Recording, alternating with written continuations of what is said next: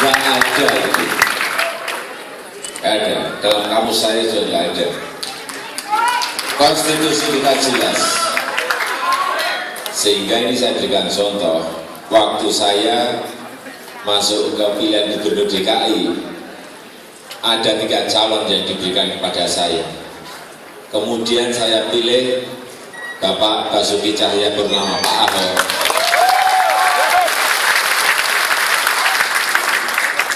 Itu bukan awur-awuran, itu ada kalkulasinya, itu ada hitung-hitungannya. Saya juga ingin ngetes, sebetulnya masyarakat ini sudah dewasa atau belum sih dalam berpolitik. Sebetulnya masyarakat ini sudah bisa menerima tidak sih dalam berpolitik. Hitungan saya saat itu sudah, dan saya buktikan di Jakarta kita menang.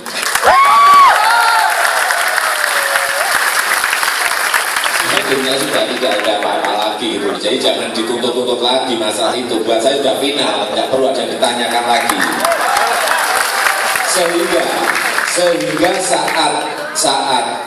Sehingga saat saya membuat promosi dan seleksi terbuka untuk lurah dan camat, Bapak Ibu semuanya ingat yang namanya kok gini. Jadi bukan gini ya, gini. Jadi gini. Jadi saat saya membuat tes promosi dan seleksi terbuka untuk lurah dan camat di DKI Jakarta, Bapak Ibu semua ingat yang namanya Lurah Susan. Ingat, Lurah Susan itu saya tempatkan di Lenteng Agung. Lenteng Agung itu mayoritas 93-94% Muslim. Padahal yang kita tempatkan Lurah Susan itu STEM. Setelah itu apa yang terjadi? Setelah dilatih seminggu, 5 hari setelah itu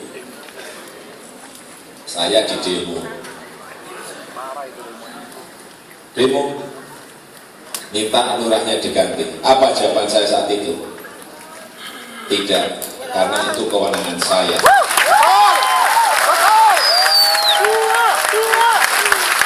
Itu banyak lurah susah yang diganti.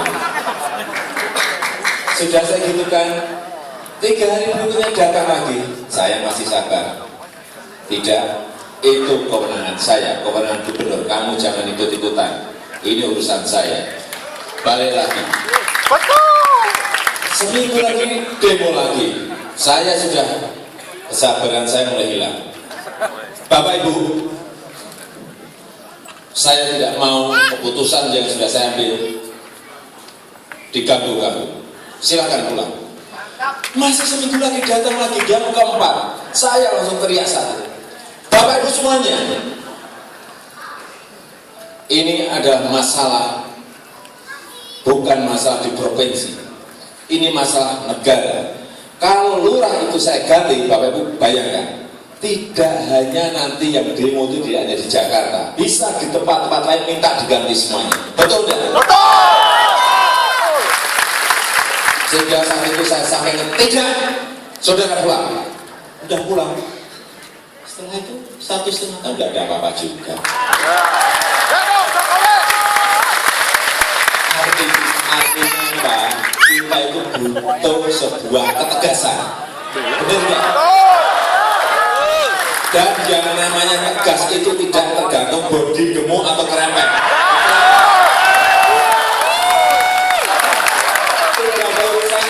Bodinya tegap dan bodinya kurus, nggak ada hubungannya. Tegas itu menurut saya adalah, tegas itu adalah berani memutuskan, berani mengambil risiko, dan berani mengambil tanggung jawab.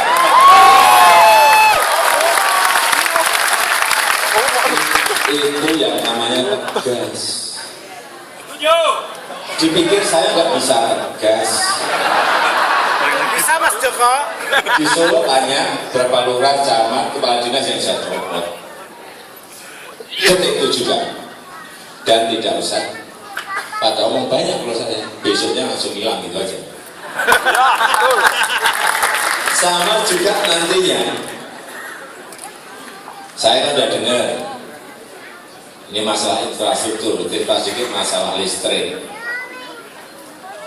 Kita ini punya batu bara, kita ini punya geotermal, punya gas. Lah kok listrik yang namanya di Kalimantan Timur, Kalimantan, saya ingin bisa itu biar pet. Nggak hanya sekali, 2 kali, 3 kali, 1 hari loh, bayangkan. Saya tanyakan, kenapa sih buat listrik apa sulit? Saya tanya, teman saya pelaku investor banyak sekali. Wah gampang Pak, paling kalau ngebut 1,5 tahun rampung, paling lama 2 tahun selesai. Bapak butuh berapa ribu megawatt? Loh, lah kok sampai sekarang belum diselesaikan? Bapak belum ngerti sih. Belum ngerti apa? Izinnya sulit Pak. Benar, saya cek ke sana, katanya ngurus izin itu 2 tahun aja belum selesai. Ngurus izin jangan 2 tahun belum selesai. Kemarin saya ke Palembang ketemu lagi pelaku, Pak, 2 tahun gimana Pak? Saya ini ngurus izin untuk investasi di bidang perlistrikan, Pak. Sudah 6 tahun Pak, belum beres Pak. Bayangkan, itu baru listrik, belum urus-urusan yang kecil-kecil, SIU, TDP, IMB, bener ya? Saya bisa ngomong itu karena saya dulu pernah ngurus itu. Sehingga waktu jadi wali kota saya obrak-abrik semuanya. Saya buat sistemnya biar cepat. Waktu jadi gubernur juga sama. Saya obrak-abrik semuanya sistemnya biar cepat. Saya ngalami kok. Saya ngalami dulu. Kalau jadi presiden, langsung nggak usah ditanyakan lagi. Kalau saya gampang, jurusan listrik belum selesai. Listrik, kalau saya menterinya pasti menteri apa tuh? SIM, ya kan? Saya beri target 2 tahun untuk selesaikan listrik sekian ribu megawatt, ya kan? Saya minta izinnya jangan lama-lama, 2 bulan 3 bulan harus rampung. Betul. Izin urus itu saya dengar ada berapa meja ya Pak? 250 meja. Lembarnya ada berapa lembar? 60.000 lembar katanya. Ini apa? Gitu. Kalau saya jadi presiden, menterinya rampungkan 2 bulan 3 bulan, 2 tahun harus sekian ribu megawatt. Kalau udah bisa, ya langsung diganti saja, kok sulit-sulit.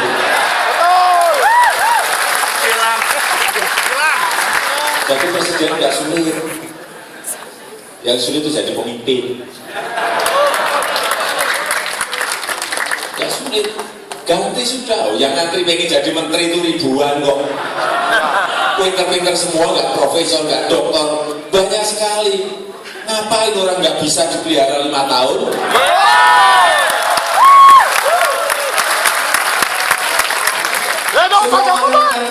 Menteri-menteri yang kan bergerak cepat, kalau sudah ada dicoba-coba mikir itu pasti. Gak usah, kalau saya nggak usah dimarahi, besok hilang gitu aja.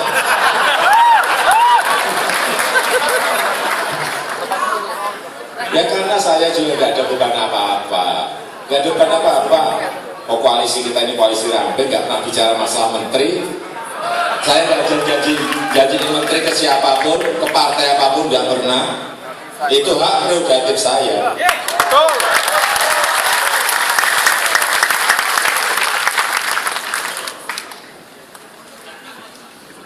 Takut apa? Apa ya? Saya nggak punya beban apa-apa, saya nggak punya masa lalu apa-apa, saya nggak pernah tersandra oleh apapun. Ngapain saya?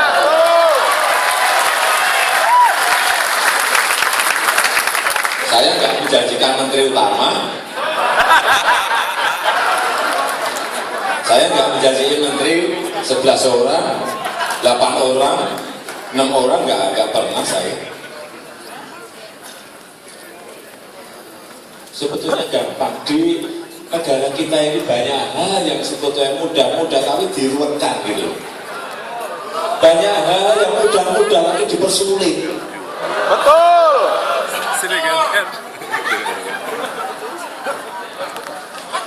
Hanya itu saja. Gak usah orang pintar aja tahu gitu.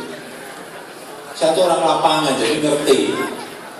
Tiap hari di lapangan tahu. Saya dengar dari pelaku bisnis, saya dengar dari pelaku investor, saya dengar juga dari kampung, dari rakyat, saya dengar juga yang dari pasar tradisional, semuanya saya dengar semuanya kok. Jadi saya mau ngomong apapun juga bisa. Listrik, kembali lagi ke listrik lagi. Saya memang dengan listrik ini, kalau listrik ini bisa dibenahi, industri itu akan berkembang pesat sekali. Kalau listrik dibenahi, pariwisata hutan akan berkembang pesat sekali. Infrastruktur yang dibutuhkan sekarang listrik, selain juga pelabuhan dan airport dan jalan dan double track kereta api. Ada yang bertanya ke saya, Pak, APBN-nya kan nggak banyak. Terus nanti kalau itu di pelabuhan dibikin, deep sea port dibikin, kapal di tol laut dikerjakan, duitnya dari mana? Loh, kalau tidak ada, kalau dari APBN bisa ya APBN. Kalau nggak bisa kan dari investasi bisa. Swasta dunia usaha gunanya apa? Duit bapak ibu semuanya jangan ditaruh di bantal, jangan ditabung, investasikan. Kalau semua orang mampu karena izin gampang, izin cepat, ada keruwetan, pemerintah itu hadir, negara itu hadir. Semua senang kan berinvestasi, semua senang kan memperluas usahanya, benar nggak? Dan apa? Muncul lapangan pekerjaan yang seluas-luasnya. Semua rakyat bekerja. Kalau sudah rakyat bekerja nggak ada namanya kriminal, nggak ada orang yang main pentung-pentungan, nggak ada preman, bekerja semuanya kok. Pulang kerja udah capek semuanya kok. Ya udah. Kenapa kita sekarang ini seperti ini? Karena banyak orang tidak bekerja. Kuncinya buka lapangan kerja seluas-luasnya. Listrik ini saya berikan contoh. Listriknya hal yang mudah listrik. Listrik kok pakai BBM coba. Kan mahal sekali listrik kita. Padahal ada apa? Ada gas, geotermal, ada batu bara. Kalau saya pakai batu bara, langsung saya dapat duit kira-kira 60-70 triliun. Ganti dari BBM, masuk ke batu bara. Kenapa bisa seperti itu? Batu bara kita masih murah. Pakai yang kalori rendah, masih murah. Kenapa tetap pakai BBM? Bapak Ibu tahu semuanya. Kenapa? Karena di situ ada mafianya.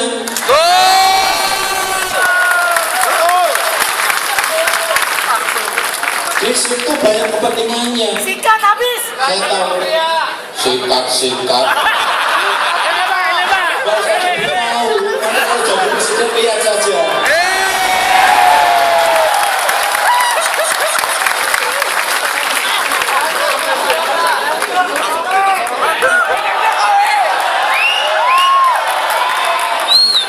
Ya energi kita ini kan melimpah kalau cara-cara yang mudah seperti itu dimudahkan.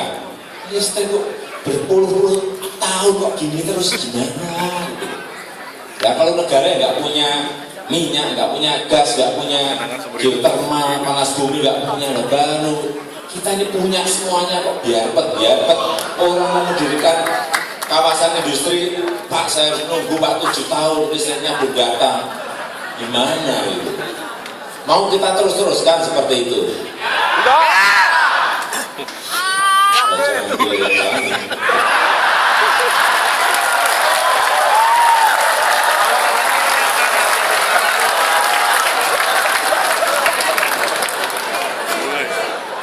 Yang sana yang mana ya Pak?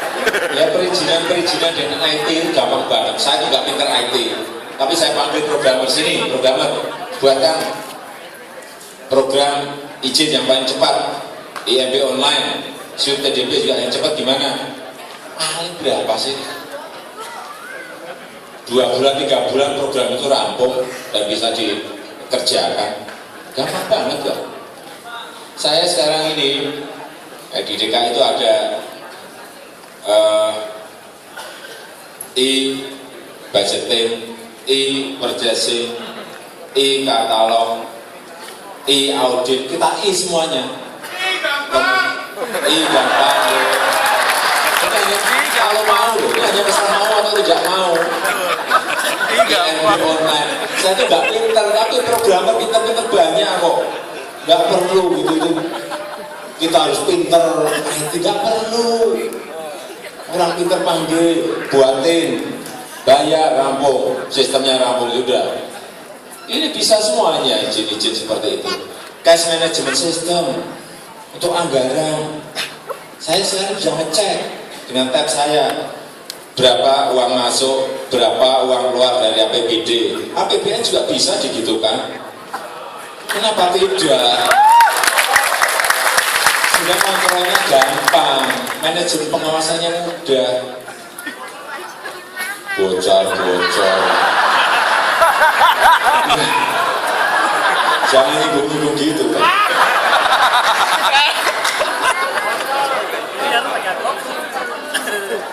Ini masalah apa sih? Masalah niat dan tidak niat, mau dan tidak mau, hanya itu aja, tidak ada yang lain. Infrastruktur yang saya tawarkan memang tol laut, kemudian double track di Trans Sumatera, Trans Kalimantan, Trans Sulawesi, Trans Papua. Kenapa tol laut itu? Tol laut itu ada di gambar. Tol laut itu bukan jalan tol di atas laut. Beda ya. Tumpuan kita nanti ke depan memang harusnya di laut untuk angkutan itu. Kenapa seperti itu? Karena murah. Kenapa kereta api juga? Karena murah. Tol laut itu adalah kita membuat deep seaport, pelabuhan dalam di ujung barat, tengah, kemudian ujung timur. Dibuat pelabuhan-pelabuhan dalam. Sehingga semua kapal besar bisa merapat. Dan setiap hari bolak-balik dari barat timur, kapalnya itu bolak-balik. Terus apa jadinya? Ongkos transportasi murah, harga barang menjadi murah, sehingga daya saing kita dengan negara yang lain bisa punya daya saing, punya kompetitif. Bapak Ibu semuanya bisa membuat industri tidak hanya di Jawa, tetapi juga di Papua, tetapi juga di Sulawesi, Kalimantan, karena semua infrastrukturnya disiapkan. Bapak Ibu bisa bayangin enggak? Semen di Jawa 60-70 ribu, di Papua itu berapa? 1 juta. Yang di atas bisa 1,2 juta, bisa 1,5 juta, nangis enggak? Rasa keadilan enggak ada. Ini juga sama. Kalau ada tol laut ini, harga semen di sini sama. Kalau di sini 60-70, di sana ya paling 80 aja. Kasihan dong masyarakat di Papua. Peluangnya ini di negara manapun yang namanya infrastruktur itu mesti tumpuannya pada kereta kalau dia darat, kereta api. Kalau dia punya laut pasti tumpuannya laut. Karena kalau tumpuannya jalan raya, setiap tahun pasti ada pemeliharaan. Kalau ini apa? Kan nggak aspal laut kita. Berarti nggak ada pemeliharaan tiap tahun. APBN kita bisa dipakai untuk yang lain kan? Itu loh.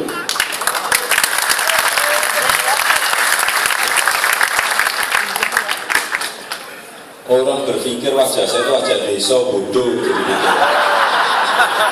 Saya sekarang sombong sedikit, saya 28 tahun hidup di ekspor dan impor. Ya biar tahu semuanya. Orang tahunya saya ini wajahnya wajah desa. Sehingga pikirannya pikiran desa. Ya kan, pikir nggak pinter. Ya, saya kan pengennya ya merendah tapi lama-lama diinjak. Tidak mau dong saya. Kemudian terus. Nah, kalau sudah usaha-usaha ini berkembang terus ekonomi kita ini kalau izin problemnya di izin sama pembebasan lahan ini problem yang besar di sini kita. Kalau itu bisa diselesaikan, saya berikan contoh di Jakarta ya, membuat jalan tol yang namanya tol John W2 yang melingkar di selatan Jakarta sudah 14 tahun tidak jadi-jadi karena ada 140 kakak yang tidak mau dipindahkan. Tolnya berhenti, coba bayangkan. Berhenti, sudah 7 tahun berhenti. Saya cek ini apa atau sebetulnya masalahnya. Saya kumpulin di kampung, apa maunya apa? Pak, harganya maunya berapa? Kita rembuk hanya 4 kali rampung, ternyata selesai rampung.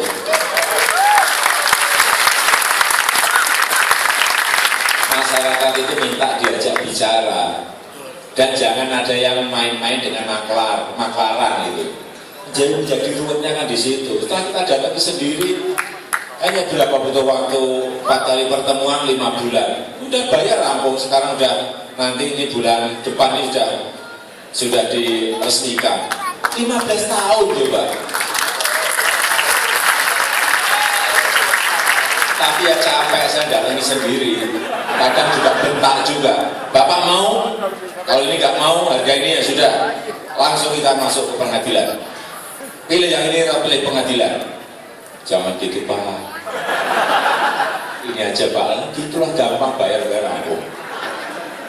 Sebetulnya masyarakat kita ini mudah, tapi ada orang-orang yang mempersulit sehingga malah menjadi ruwet dan sulit sebenarnya. Benar enggak? Itu aja. Terakhir, kalau sudah ekonomi baik, bapak ibu semuanya, ekspansi usaha, perluasan usaha, sudah ekonomi nanti bisa tumbuh di atas 7%, apalagi yang kita butuhkan? Keamanan. Keamanan kita. Dengan apa? Ya tentu saja TNI dan Polri juga kuat. Kalau TNI dengan cara apa?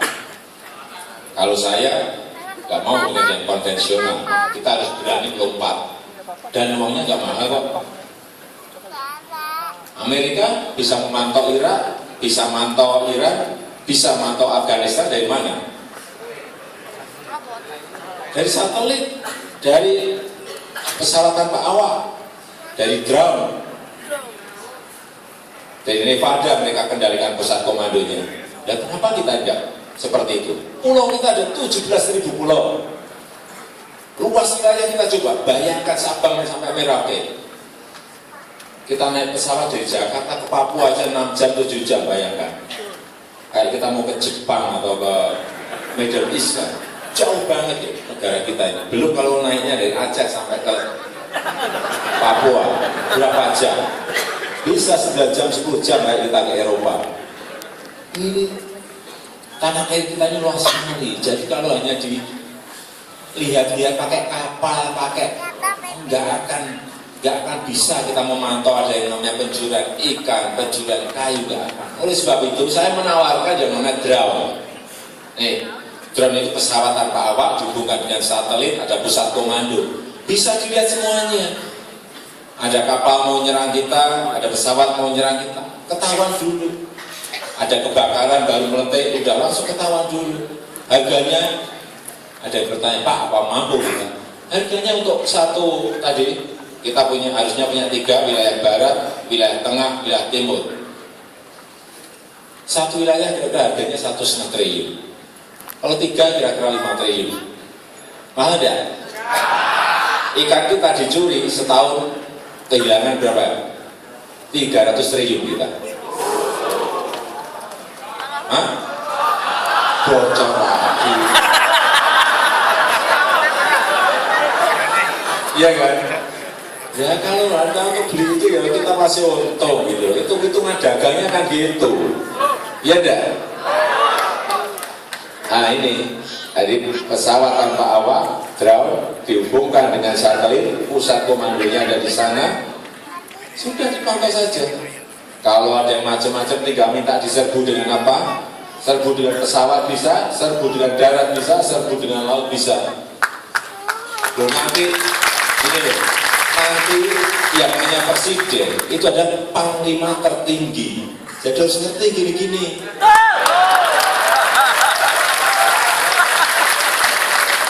Dipikir saya nggak ngerti. Yang bener aja.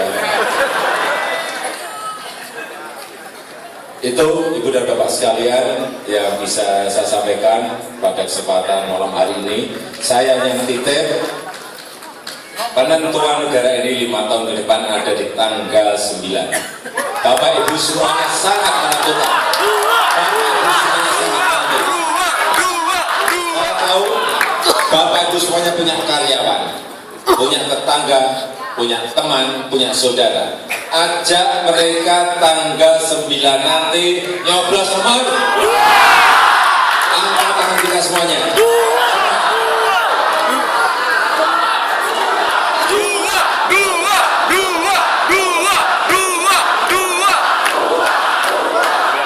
Terima kasih, selamat malam.